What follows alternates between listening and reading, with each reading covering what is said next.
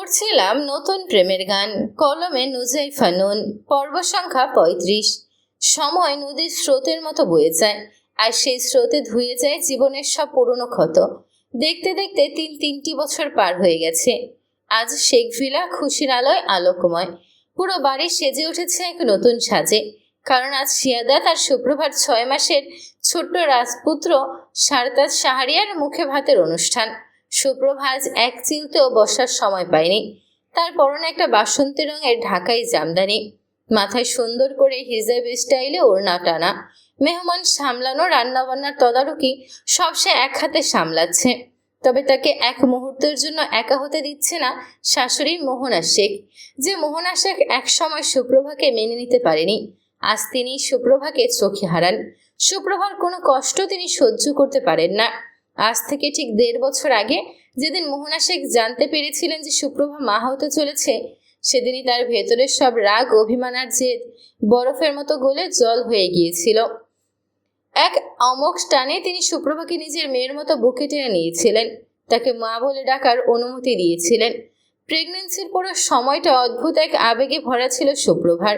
মোহনা শেখ প্রতিদিন সুপ্রভার জন্য নিজ হাতে রান্না করতেন। তার বমি ভাব কমাতে বিভিন্ন ঘরোয়া খাবার তৈরি করতেন। রাতে ঘুম না এলে তিনি সুপ্রভার মাথায় হাত বুলিয়ে দিতেন। সেই স্পর্শে সুপ্রভা অনুভব করত মোহনা শেখ শুধু তার শাশুড়ি নন, সত্যি সত্যি তিনি সুপ্রভার মা হয়ে উঠেছেন। শিয়াদাতের বলা কথাটা আজ অক্ষরে অক্ষরে মিলে গেছে। মোহনা শেখ এখন সারার থেকেও সুপ্রভাকে বেশি ভালোবাসেন। সবার আদর ভালোবাসা পেয়ে সুপ্রভা এখন মনে হয় সে শেখ মঞ্জিলের বউ নয়, শেখ মঞ্জিলের রাজকন্যা। আর শিয়াদাত, সে এখন আর সে আগের মতো সবসময় গম্ভীর মুখে ঘুরে বেড়ায় না। তার ঠোঁটের কোণে এখন সারাক্ষণ একটা তৃপ্তির হাসি লেগেই থাকে। সে দূরে থেকে দেখছিল সুপ্রভার সারা মিলে টেবিলের উপর খাবারের প্লেট সাজাচ্ছে।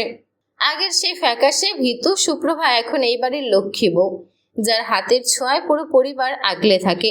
সারা সরে যেতেই শিয়াদাত সুপ্রভার পেছন থেকে এসে তার কোমরে হাত জড়িয়ে ধরল। সুপ্রভা একটু চমকে উঠে চারপাশ তাকিয়ে ফিসফিস করে বলল, আরে কি করছেন, ছাড়ুন, মা বাবা আছেন তো। শিয়াদাত সুপ্রভার কানের কাছে মুখ নিয়ে বলল, থাকুক, নিজের বউকে ভালোবাসছি, কার কি। সুপ্রভা বিরক্ত গলায় বলল, ধ্যাত, ছাড়ুন তো। শিয়াদাত সুপ্রভাকে চট করে ছাড়ল না, বরং কোমরের বাঁধনটা আরো একটু শক্ত করে সুপ্রভার গাল ঘেঁষে ফিসফিস করে বলল, সারাদিন তো শুধু সারদাজ আর মায়ের পেছনেই কাটছে, এই অভাগা বরের দিকে তাকানোর সময় কি হবে আজ, লাল চমচম। সুপ্রভা শিয়াদাতের বুকে আলতো ধাক্কা দিয়ে আর চোখে ড্রয়িং রুমের দিকে তাকালো। সেখানে আত্মীয় স্বজনের গলার আওয়াজ পাওয়া যাচ্ছে। সে মুখটা সামান্য ঘুরিয়ে শিয়াদাতের চোখের দিকে তাকিয়ে ফিসফিস করে বলল, আহ, ছাড়ুন না, কেউ দেখে ফেলবে, রাতে কথা হবে, এখন অনেক কাজ বাকি। শিয়াদাতের চোখের কোণে দুষ্টুমির হাসি ফুটে উঠল। সে হাসকি গলায় বলল, রাতে, প্রমিস। সুপ্রভার ফর্সা গাল দুটো লজ্জায় আবার সেই ৩ বছর আগের মতো লাল হয়ে উঠল। শিয়াদাতের হাত দুটো কোমর থেকে সরানোর চেষ্টা চালিয়ে বলল, হ্যাঁ প্রমিস, এবার ছাড়ুন তো। শিয়াদাত সুপ্রভার কপালে আলতো করে নিজের ঠোঁট ছুঁয়ে অবশেষে তাকে ছেড়ে দিল। সুপ্রভার শাড়ির আঁচলটা ঠিক করতে করতে এক ছুটে সেখান থেকে সরে গেল। শিয়াদাত পকেটে হাত পুরে সুপ্রভার চলে যাওয়ার দিকে তাকিয়ে মনে মনে বলল, ৩ বছর কেটে গেল, অথচ মেয়েটার লজ্জা এখনো একদম আগের মতোই আছে। সুপ্রভাত যাওয়ার পরপরই দরজায় এসে দাঁড়াল নোরা আর সৌরভ। তার সেই চিরচেনা শয়তানি হাসিটা এখনো মুখে লেগে আছে। আর নোরা সেই অহংকারী রূপটা এখন অতীত। সে এখন পুরোপুরি সংসারী। নোরা এক হাত দিয়ে তার শারীরিক কুচি সামলাচ্ছে, আর অন্য হাতে সৌরভের হাতটা শক্ত করে ধরে রেখেছে। তাদের দুজনের মধ্যেও এখন এক গভীর ভালোবাসার বন্ধন তৈরি হয়েছে। সৌরভ ঘরে ঢুকে সারতাজকে কোলে নেওয়ার জন্য হাত বাড়িয়ে দিল।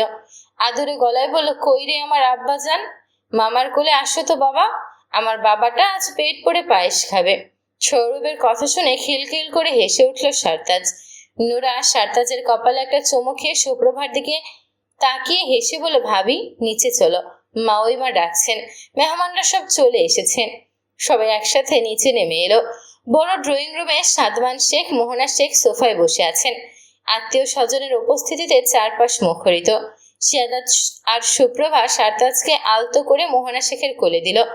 মোহনা শেখ বিসমিল্লাহ বলে নিচের হাতে প্রথম সোনার চামচে করে নাতির মুখে একটুখানি পায়েস তুলে দিলেন। চারপাশ থেকে সবাই একযোগে বলে উঠল, মাশাআল্লাহ, আলহামদুলিল্লাহ। সুপ্রভা এক কোণে দাঁড়িয়ে শিয়াদতের হাতটা শক্ত করে চেপে ধরল। শিয়াদত তার আঙুলের ফাঁকে নিচের শক্ত আঙুলগুলো গলিয়ে দিয়ে মনে মনে আল্লাহর দরবারে শুকরিয়া আদায় করলো। অন্যদিকে সৌরভ নোরাকে নিজের আরো কাছে টেনে নিয়ে তার কানের কাছে ফিসফিস করে কিছু একটা বলল, যা শুনে নোরা লজ্জায় সৌরভের বুকে মৃদু চাপড় মারল। অতীতের সব কালো মেঘ, ভুল বোঝাবুঝি আর ঝড়ঝাপটার অবসান ঘটিয়ে আজ শেখ পরিবারের প্রতিটি কোণ সুখ, শান্তি আর ভালোবাসায় পরিপূর্ণ। আর সেই সুখের আবহে সুর মিলিয়ে ব্যাকগ্রাউন্ডে যেন বেজে উঠল তাদের জীবনের এক অনন্ত মধুর নতুন প্রেমের গান। সমাপ্ত।